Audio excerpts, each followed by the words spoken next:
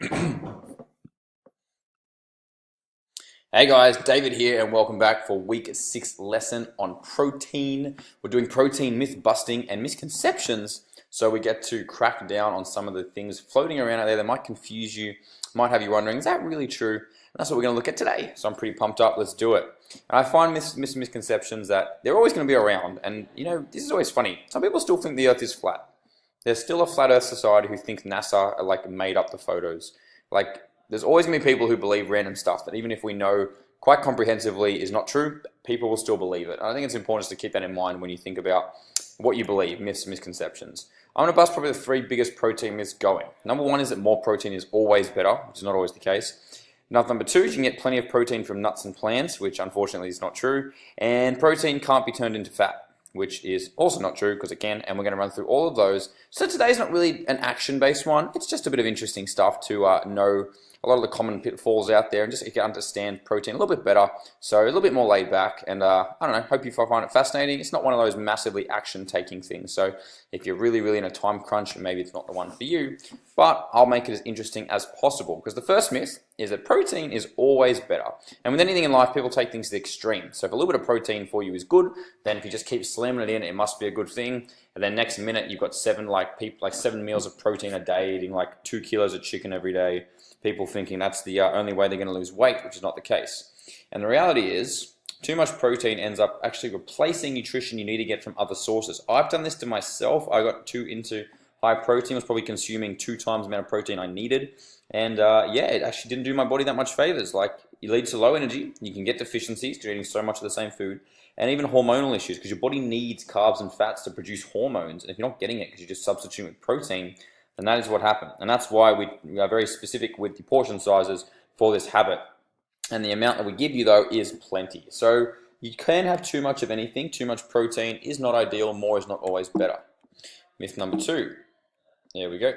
You can get enough protein from nuts and plants. Some people promote that nuts, veggies, seeds are a great way to get your protein in. And in fact, the food pyramid even has nuts as a meat substitute. If you look here, if you look towards the top, the second from the top, they've got meat, poultry, fish, dry beans, eggs, and nuts. And they're all in the same category. And I can tell you, nuts and chicken are not even close to being similar in terms of what's in them and the actual breakdown of it. So it's kind of mind-boggling. I remember looking at this when I was at uni and I was like, what the frig is wrong with people? And then there are I'm just gonna say whack jobs. I'm just gonna say it, that try to make veggies look higher protein than meat. And that's why we got Kevin Hardy going, what?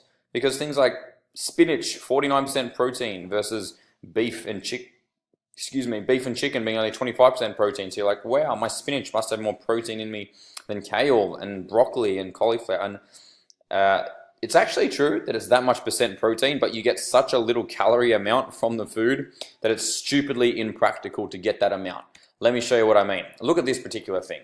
Beef, 6.4 grams of protein per 100 calories. Broccoli, 11 grams of protein per 100 calories. Plants have all the protein you need. I'm not here to debate vegans and animal cruelty and vegetarians. That's just separate. I have nothing against those people. I'm just talking purely from the nutritional recommendations that they say per 100 calories of broccoli. Did you know that 100 calories of broccoli is 300 grams? You ever try to eat 300 grams of broccoli in one sitting? That's about an entire plate of just broccoli to get 11 grams of protein. So if you wanted to get an adequate 30-gram protein serving of broccoli, you have to eat 900 grams.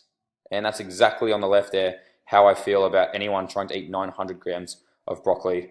Good freaking luck. Okay, there are some okay veggie options that are out there for protein. Look, tofu, beans, chickpeas, they're not too bad. Okay, you get some protein. They're very high fiber, and you get some protein. They're not too bad. But nuts, nut butters, and seeds are actually much higher in fat than protein and are far too many calories if you ever try to use them to get an adequate amount of protein. For example, you can get 30 grams of protein from whey protein, a whey scoop, the supplement, and you'd use 150 calories to get there. To get 30 grams of protein from peanut butter, you'd have to consume 750 calories worth of peanut butter to get 30 grams of protein.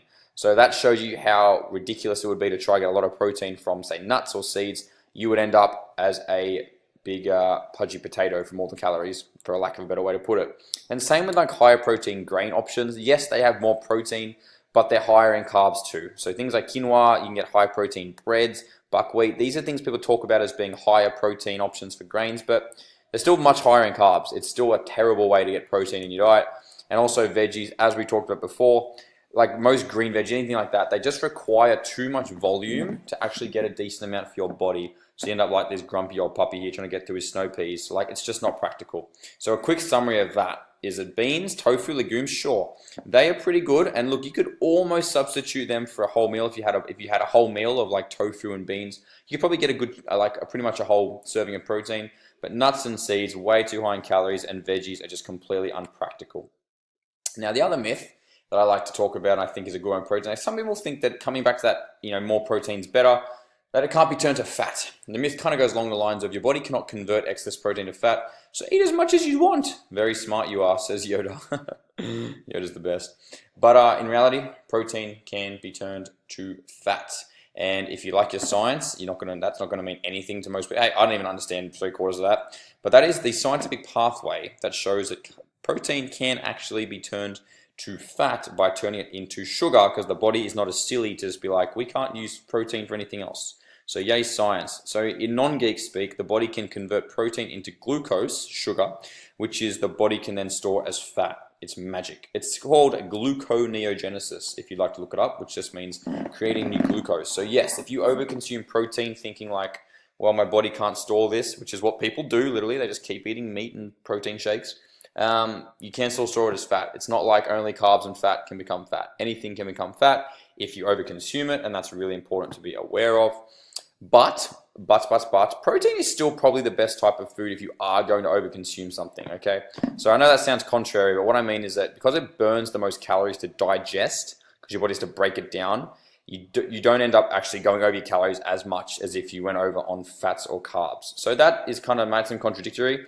Just means you can still overdo protein, but if you're going to overdo something, I would overdo protein more so than overdoing, say, carbs or fats. It's not a free pass.